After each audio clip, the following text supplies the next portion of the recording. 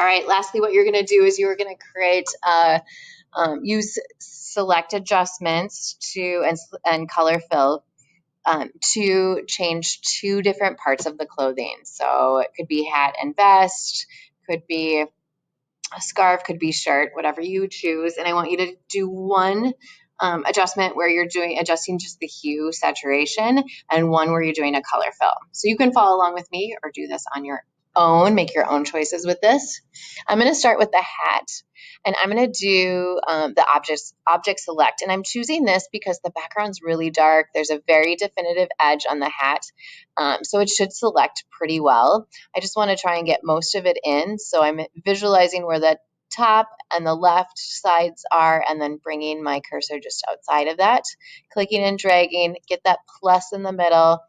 Not terrible, not perfect. So I'm going to do the minus because I want to get rid of some of this part down here. This might take a different one, but I'll do the plus just to get the back of the hat here.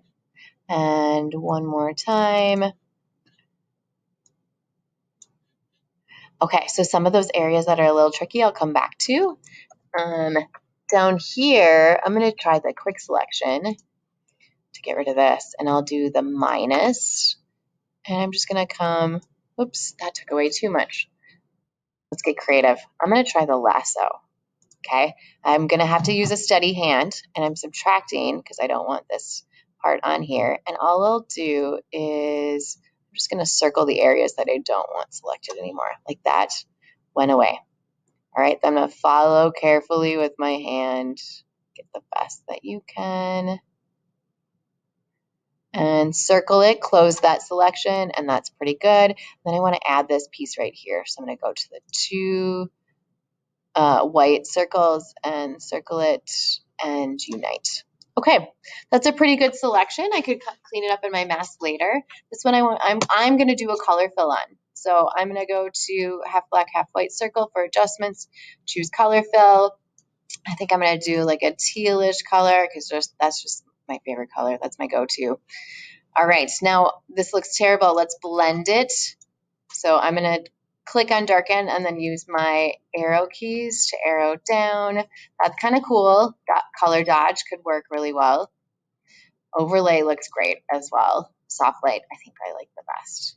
All right, so choose one that blends down. That one works really well overall. You can double click to change your color if you need to. Just one thing to consider is, let's say I chose something like this because maybe just the colors work really well. This one still looks a little fake, but reminder that you can come in with your brush here. Anywhere where I would want to add some color, I'm going to use a white brush. So I'm going to come to the brush. I'm going to soften my edge a little bit so there's a tiny bit of a feather on it. White is going to allow us to see what's on that layer, so I want to see that color fill. Then I could just click in a few areas, click and drag a little bit, and kind of clean that up. So I missed a few spots over here, so I can click and drag and get that.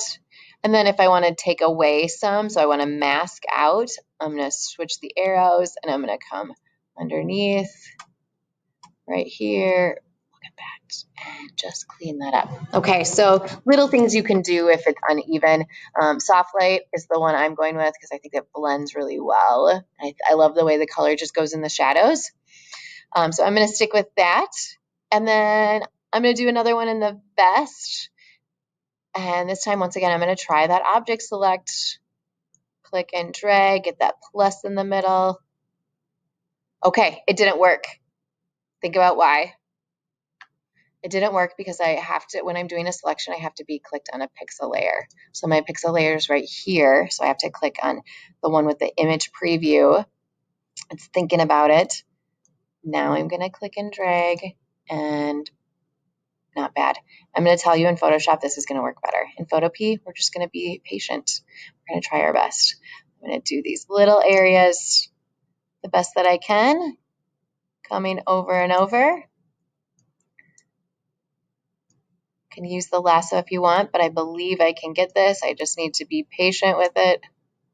So I'm just dragging that plus multiple times over this. I'm almost there. I'm going to get kind of the shadow area in here.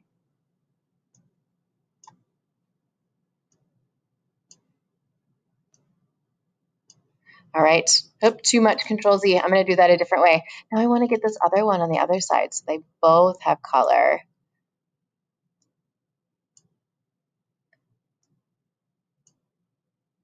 I'm almost there, and I'll take care of that part that I did too much of later.